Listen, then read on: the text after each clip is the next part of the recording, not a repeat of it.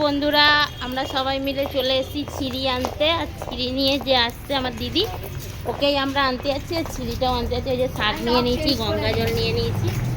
তো এখন আমরা যাচ্ছি ছিঁড়ি আনতে। চলো দেখাচ্ছি তোমাদের।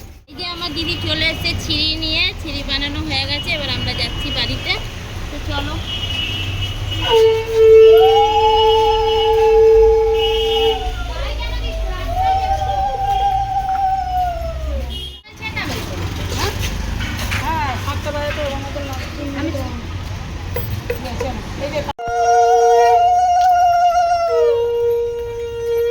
এই যে আমাদের ছিঁড়ি আনা হয়ে গেছে, আর আমরা ওপর ঘরে উঠছি, যেহেতু ওপর ঘরেই ঠাকুরটা রয়েছে। আর এদিকে দিদি ছিঁড়িটা নিয়ে এসে, তোমরা তো দেখলেই, ও বানিয়ে নিয়ে এসে ওর বাড়িতে। তারপরে ও রাখলো ওখানে। তারপরে ওদের নিয়ম আমি তো জানি না, দিদি বললো এটা আমার হাতে তুলে দিবি। চাল আল মানে 5 রকম সবজি, 5 রকম ভাজা সব দিদির হাতে তুলে দিলাম। তারপরে এটা দেবার কথা পূজা যেহেতু নেই, তাই আমি দিলাম।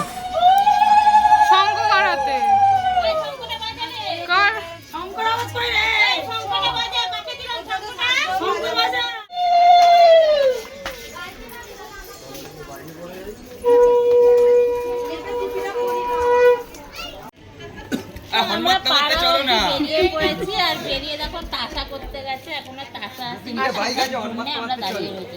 তাসা আসবে তখন আমরা গঙ্গা থেকে রওনা দেবো। দেখতে থাকো। মা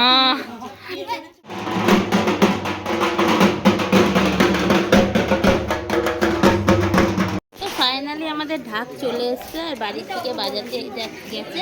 তো আমরা দাঁড়িয়ে রয়েছি, ওয়েট করছি ঢাক এলে আমরা গঙ্গার দিকে যাব। তো তোমরা দেখতে থাকো, সঙ্গে থাকো।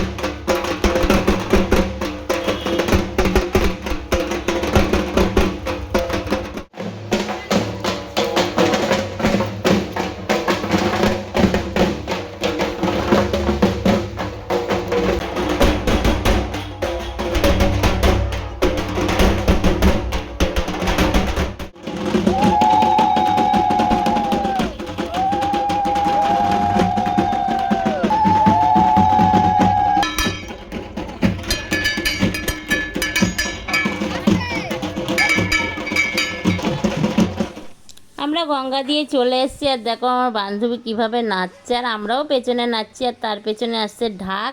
সবাই আসছি আস্তে আস্তে করে, গলি দিয়ে লাইন দিয়ে হয়ে গেছে আমাদের গঙ্গায় বরণ করা। আর পূজা আসছে মাথায় ঘুমটা দিয়ে স্নান করে। তারপরে ও নেচে নেচে আমার দিদিকে ডাকছে, যেহেতু দিদি নাইটি পরে ভোগ রান্না করবে বলে নাইটি পরে। আর ও ডাকছে, ও তো আসছেই না। তারপরে আমরা আস্তে আস্তে ওপরের দিকে উঠে গেলাম। উঠে গিয়ে ঠাকুরের সামনে সব কিছু রাখলাম।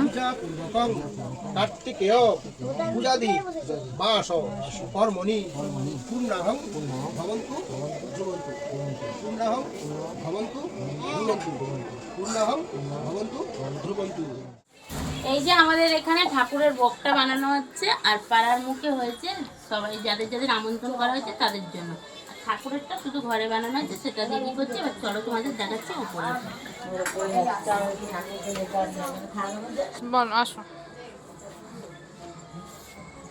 তো এই যে এদিকে ঠাকুর মশাই চলে এসছে, আর আমাদের ভোগ দেওয়া হয়ে গেছে। তো এতটা ঘরে ছোট যে তোমাদের পুরোটা আমি দেখাতে পারছি না। আচ্ছা দেখো,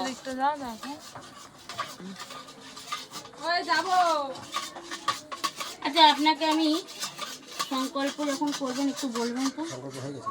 এ বাবা, আমি পয়সা দিতাম পুজো দেবার, আর হবে না।